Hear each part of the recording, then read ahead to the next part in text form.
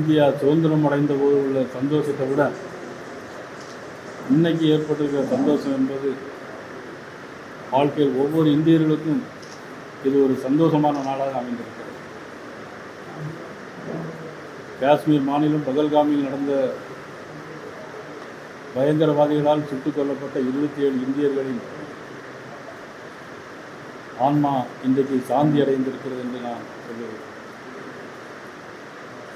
மாண்புமிகு பாரத நரேந்திர மோடி அவர்கள்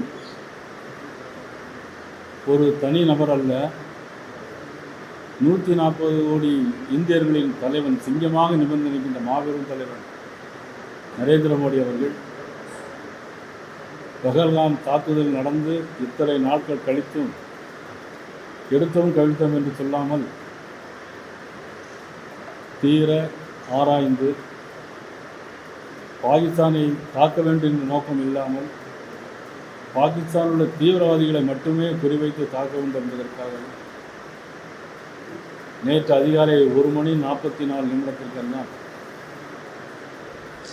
பாகிஸ்தான் எல்லைக்குள் 100 கிலோமீட்டர் அளவில் ஒரு பகுதி, 15 கிலோமீட்டர் அளவில் ஒரு பகுதி, 9 கிலோமீட்டர் அளவில் ஒரு பகுதி, இப்படியாக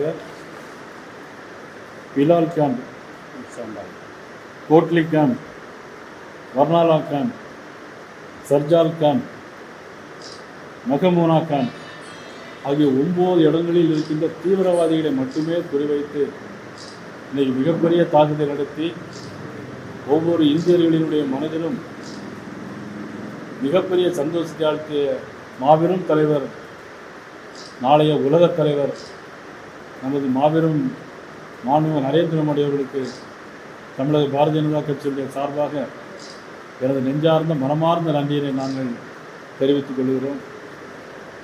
பாரதபுரம் நரேந்திர மோடி அவர்கள் இந்தியாவில் உள்ள உயிரிழப்பு போன்றுதான் பாகிஸ்தான் நாட்டில் உள்ள உயிரிழப்பு என சமமாக நினைத்துதான் யாரை தாக்க வேண்டுமோ, எந்த தீவிரவாதிகளை தாக்க வேண்டுமோ குறிவைத்து தாக்கியிருக்கிறார்கள்.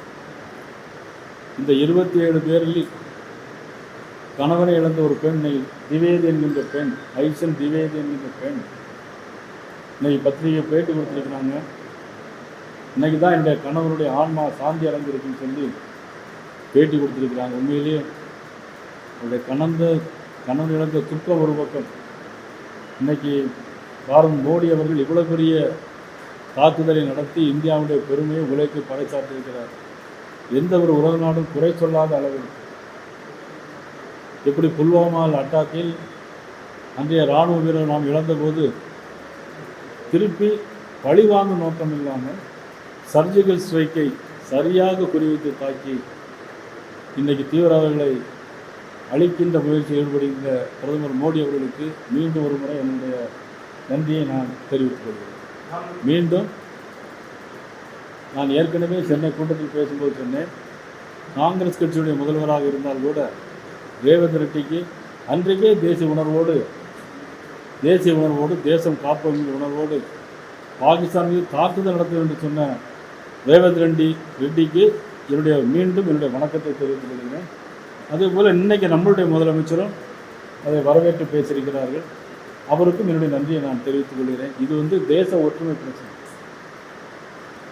ஒருத்தன் தாய் மீது பற்று வைத்திருக்கிறானோ அவனுக்கு தான் தாய் நாட்டின் மீது பற்று வைத்திருக்க முடியும்.